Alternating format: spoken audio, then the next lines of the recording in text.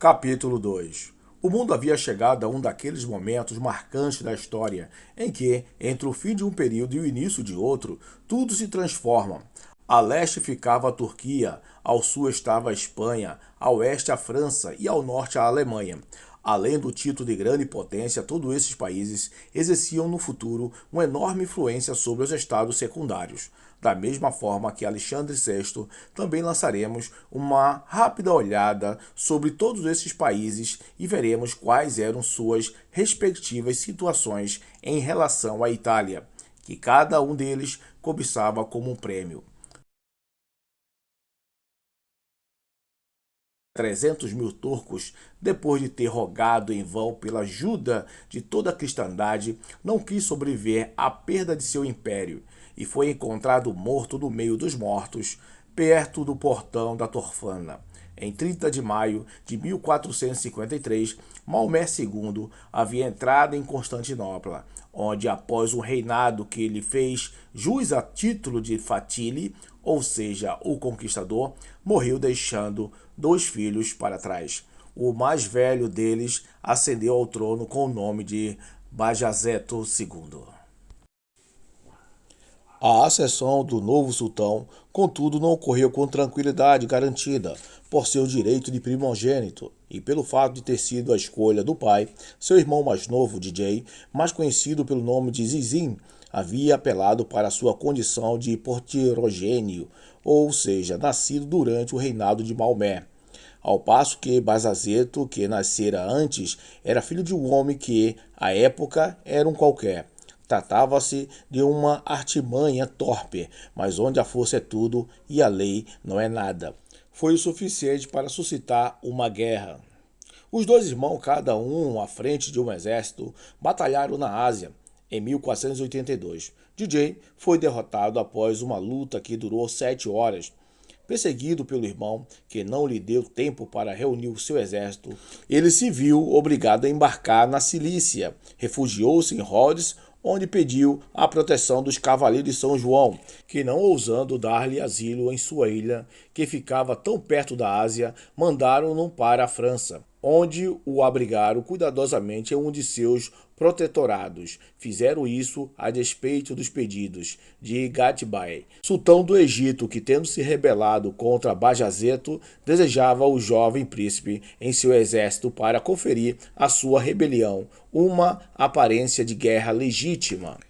A mesma exigência foi feita com a mesma intenção política por Matias Corvino, rei da Hungria, por Fernando, rei de Aragão e da Sicília, e por Fernando, rei de Nápoles. Bazazeto, sabendo da importância que acompanhava um rival tão valioso, principalmente se ele tivesse se aliado a um dos príncipes com quem ele próprio guerreava, enviou embaixador a Carlos VIII, oferecendo-lhe, caso ele consistisse em manter DJ consigo, uma pensão considerável, bem como a soberania da França sobre a Terra Santa, assim que Jerusalém fosse conquistada pelo sultão do Egito.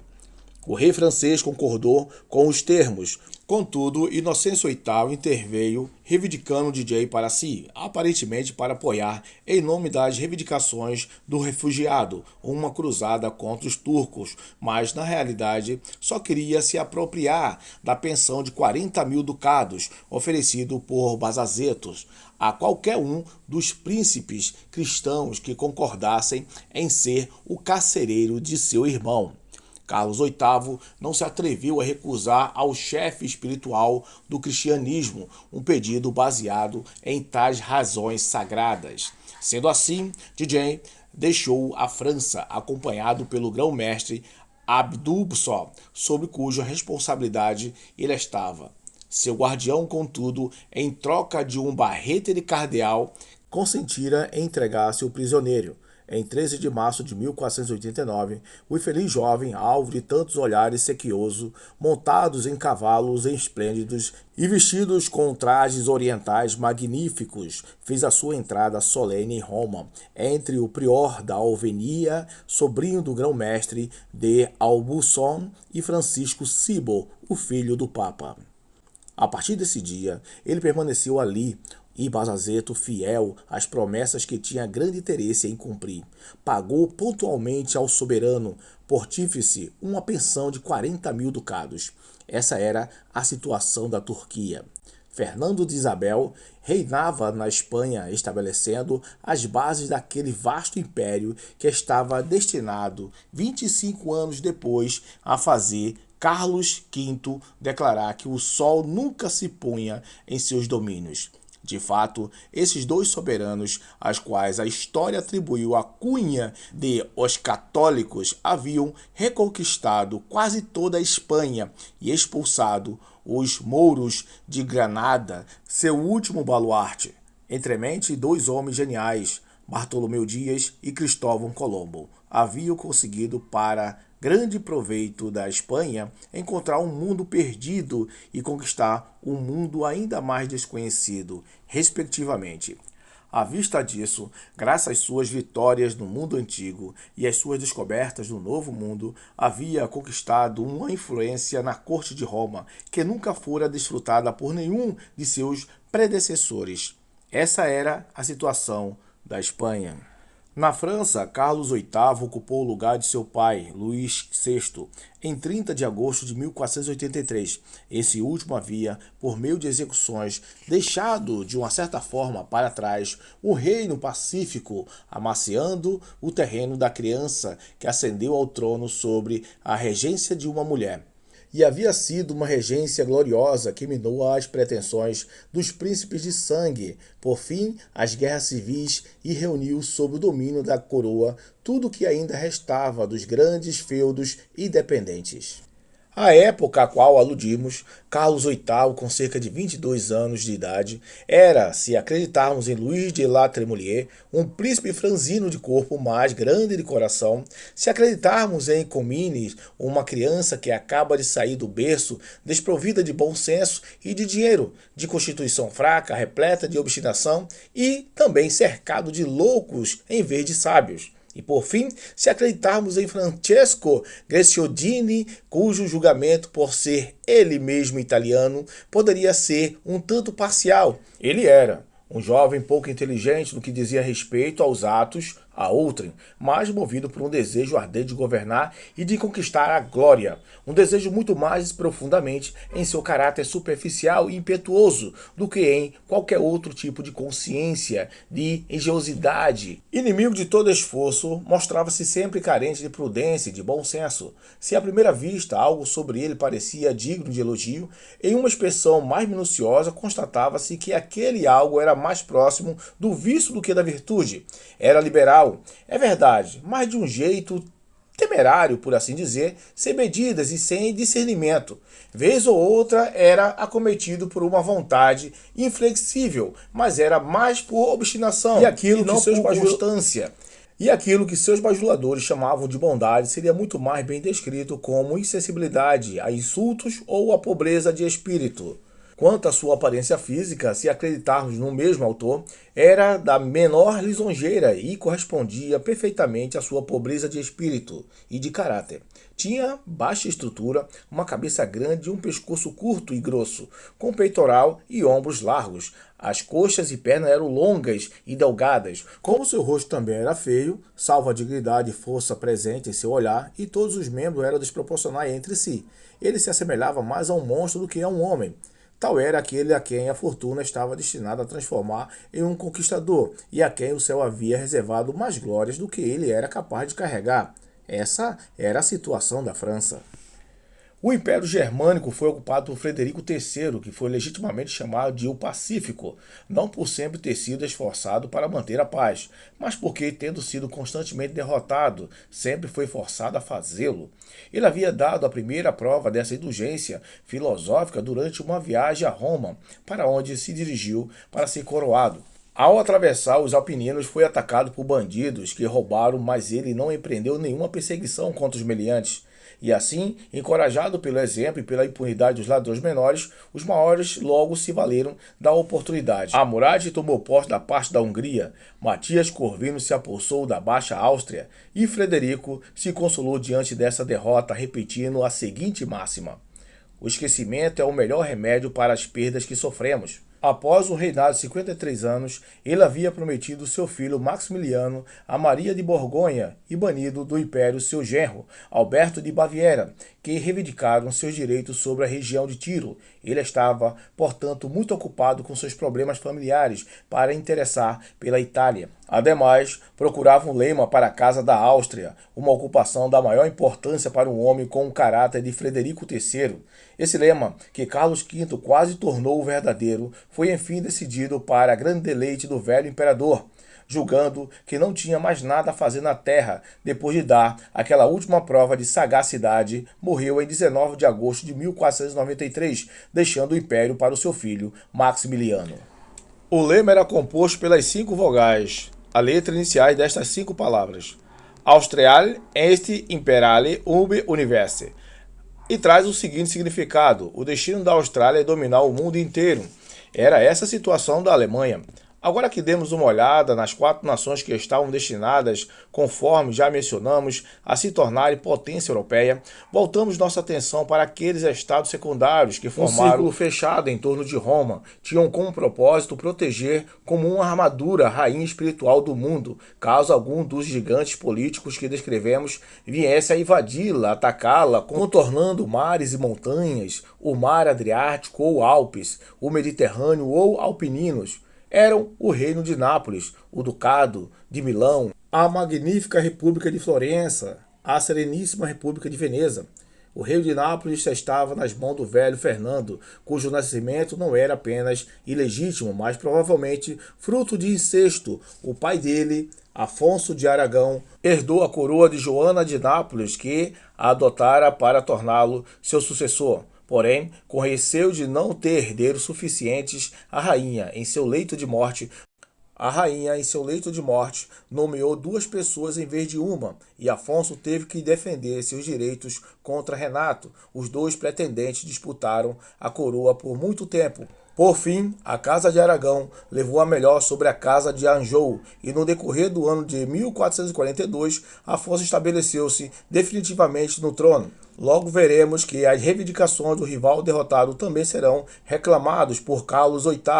Fernando não tinha nem a coragem nem o gênio do pai, mas ainda assim triunfou sobre seus 2 rivais, ambos provindos de méritos superiores ao dele próprio. Um era sobrinho, o Conde de Viana, que, usando como pretexto o nascimento ignominioso do tio, gozava de todo o apoio do partido aronguês, e o outro era o Duque João da Calábria, apoiado pelo partido argentino. Não obstante, Fernando conseguiu livrar-se dos 2 e permaneceu no trono, graças à sua prudência, que muitas das vezes beirava a duplicidade. Era um homem culto e havia estudado ciência e, acima de tudo, o direito. Tinha estatura média, com uma cabeça grande e bonita, a testa larga e lindamente emoldurada por belos cabelos brancos que caíam quase até seus ombros. Raramente havia exercitado sua força física com armas, mas era tão vigoroso que, certo dia, quando andava casualmente pela praça do mercado no Ovo, em Nápoles, agarrou pelo chifre um touro que havia escapado e conseguiu detê-lo, apesar dos esforços do animal para escapar de suas mãos. A eleição do Papa Alexandre VI lhe causara grande inquietação e, apesar de sua habitual prudência, não se conteve e acabou dizendo, diante de quem lhe trouxera a notícia, que não apenas não se alegrava com a eleição, como também achava que nenhum cristão poderia ficar alegre. Para ele, Borgia, que sempre fora um homem mau, certamente seria um mau papa. Além disso, acrescentou que mesmo que aquela escolha tivesse sido excelente e fosse agradar a todos, seria fatal para a Casa de Aragão, embora o próprio Rodrigo tivesse nascido seu súdito e tivesse a ela a origem e progresso de sua fortuna. As razões de Estado, onde quer que surjam, faz com que os laços de sangue e parentesco sejam logo esquecidos, tanto mais, por consequência, as simples relações decorrentes das obrigações da nacionalidade. Assim, pode-se ver que Fernando julgou Alexandre VI com sua perspicácia usual, o que, como logo veremos, não impediu de ser o primeiro a firmar uma aliança com ele. O Ducado de Milão pertencia nominalmente a João Galeasso, neto de Francesco Esposa, que tomara com violência em 26 de fevereiro de 1450, e o confiara a Galeasso Maria, pai do jovem príncipe que reinava à época. Dizemos que pertencia nominalmente, pois, na verdade, o verdadeiro senhor dos milaneses não era o herdeiro legítimo, e sim seu tio Lodovico, apelidado o Mouro, por causa da amoreira que adornava seu brasão. Depois de ser exilado com seus dois irmãos, Filipe, que morreu envenenado em 1479, e Ascânio, que se tornou cardeal, voltou a Milão alguns dias depois do assassinato de Galeasso Maria, que aconteceu na igreja de Santo Estevão em 26 de dezembro de 1476, e assumiu a regência do jovem duque, que na época tinha apenas 8 anos. Desse momento em diante, mesmo depois de seu sobrinho ter feito 22 anos, Lodovico continuou a governar e, de acordo com todas as probabilidades, já estava destinado a governar por muito tempo. Poucos dias depois de expressar o desejo de assumir as rédeas, o sobrinho adoeceu. Dizia-se, e não aos sussurros, que ele gerira um daqueles venenos lentos, mas letais, que os príncipes usavam tão frequentemente na época que, mesmo quando uma enfermidade era natural, sempre se procurava uma causa relacionada aos interesses políticos de alguns homens. Independentemente de como as coisas tinham se sucedido, o caso é que o sobrinho, fraco demais para lidar com as questões do ducado, foi relegado por Lodovico ao castelo de Pávia, onde definhou diante de sua esposa Isabel, filha do rei Fernando de Nápoles. Ludovico era um homem ambicioso, cheio de coragem e astúcia, familiarizado com a espada e com o veneno, os quais usava de forma alternada, de acordo com a ocasião, sem sentir repugnância ou predileção por nenhum dos dois. Estava determinado a herdar o ducado dos sobrinhos, quer que ele morresse ou continuasse vivo. Florença, embora tivesse perseverado a distinção de repúblicas, aos poucos foi perdendo todas as suas liberdades e pertencia de fato, se não por direito, a Pedro de Médici, a quem Lourenço a deixara com um bem paternal, conforme vimos, sob o risco de condenar sua alma. Infelizmente, o filho estava longe de possuir o gênio do pai. Era bonito, é verdade, ao passo que Lourenço, pelo contrário, era extremamente feio, tinha uma voz agradável e harmoniosa, e não anassalada como a de Lourenço. Fora instruído em grego e latim, tinha uma conversa fácil e agradável, improvisava versos quase tão bem quanto o pai, chamado de Lourenço, o Magnífico. No entanto, era ignorante quanto às questões políticas e arrogante e insolente com aqueles que o estudavam. Somando a isso, era ávido pelo prazer, ardentemente fissurado por mulheres e frequentemente se dedicava a exercícios físicos que o tornariam e fariam brilhar aos olhos delas.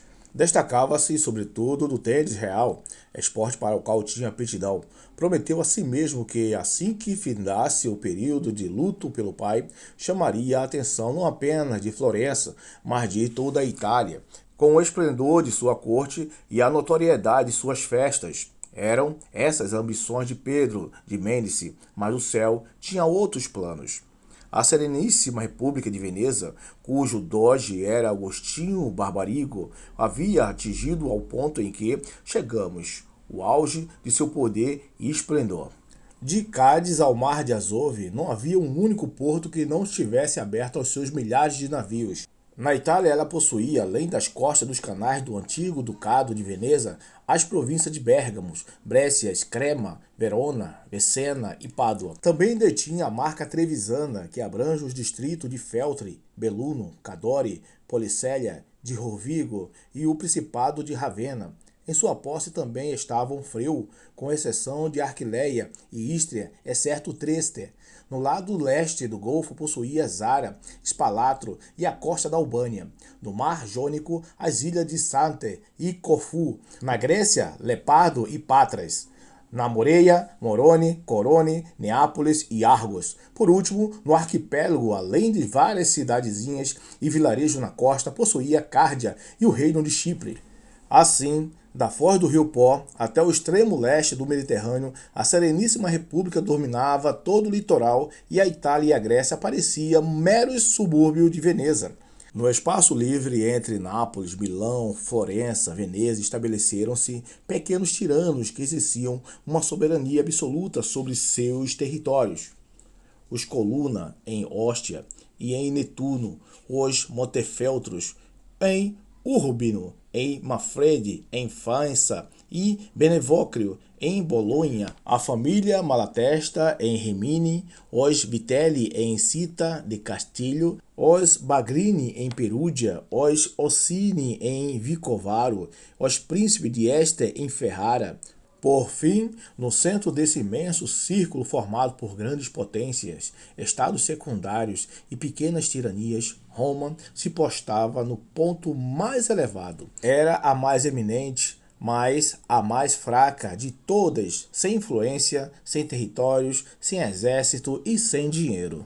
Estava a cargo do novo Papa conquistar tudo isso. Vejamos, portanto, que tipo de homem foi Alexandre VI para empreender e levar a cabo tal projeto. Pois bem, pessoal, ficamos por aqui nesse segundo capítulo do livro Os Borgias, né, de Alexandre Dumas.